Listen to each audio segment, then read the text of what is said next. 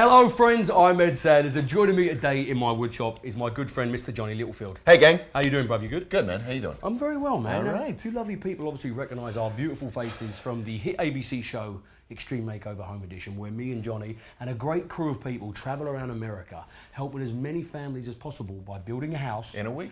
In a week. Now, what brings us here today to my shop is some new technology being offered up by the men and women at Jet in shop dust collection systems. But before we go over that, the big man here is going to break down the history and background of the classic shop dust vacuum system. Johnny, Yes, if you would. I am. Now, it wasn't too many years ago that in order to clean up your shop, you grabbed a broom and a dustpan. Oh, remember those days, bruv. Sweeping up all the sawdust, the back-breaking work. You couldn't be productive with your own You work. remember those days? When was the last time you took a broom to your shop? Look at What are this you place. talking about?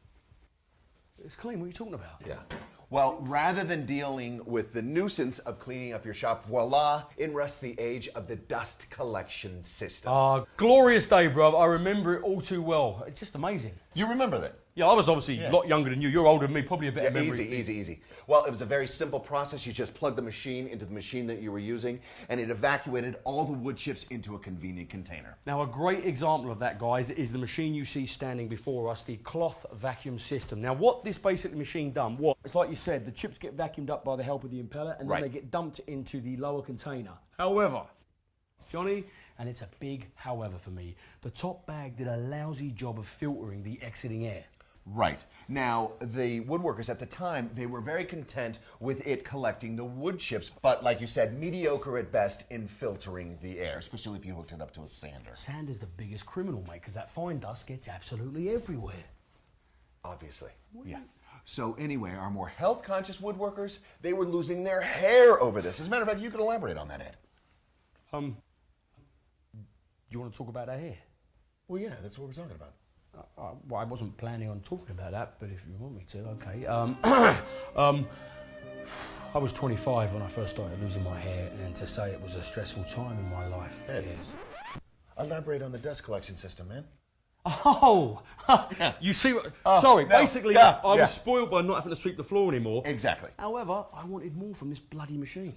He wanted performance and better filtration. But I wasn't the only one, bruv. Woodworkers across the country, we were screaming out for a better machine. And then all of a sudden, bang, our collective voices were heard by the introduction of the canister filter. Now, not only did this bad boy offer great performance, but it offered way better filtration. Well, if you notice, Ed, the bottom bag is plastic. All the exiting air goes through the filtration canister. So we go from 30 microns to 2 microns. That's a big leap, mate, I tell you. Well, it's huge if you know what a micron is. Do you want me to explain? Absolutely. To all of you wonderful techno nerds out there like my good friend Johnny, a micron is basically 1/1,000,000th of a metre. Now, anything below 5 microns is what's deemed harmful for you and I to breathe. Correct.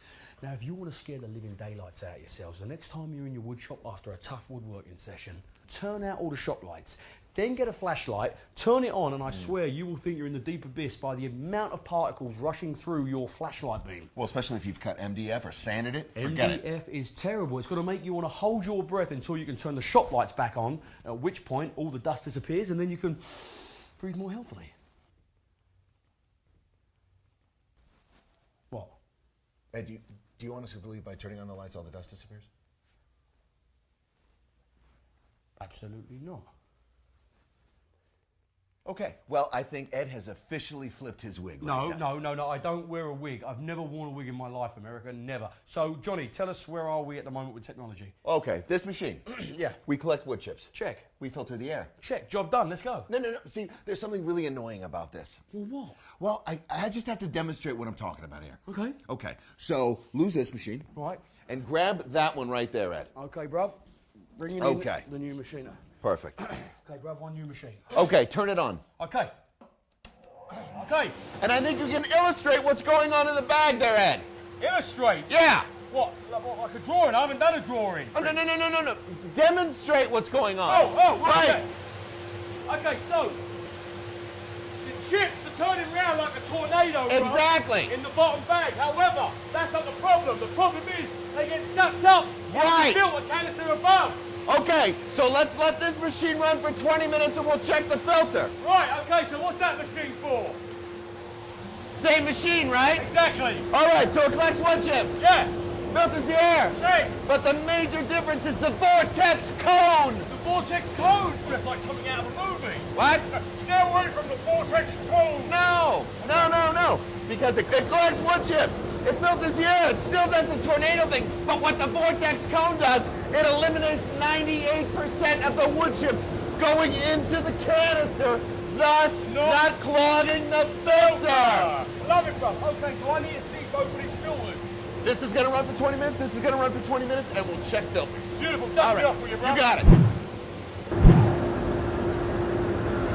Okay, Johnny! Johnny, wake up, bro. 20 minutes is up. What do we do? Okay, turn off your machine and unscrew your canister.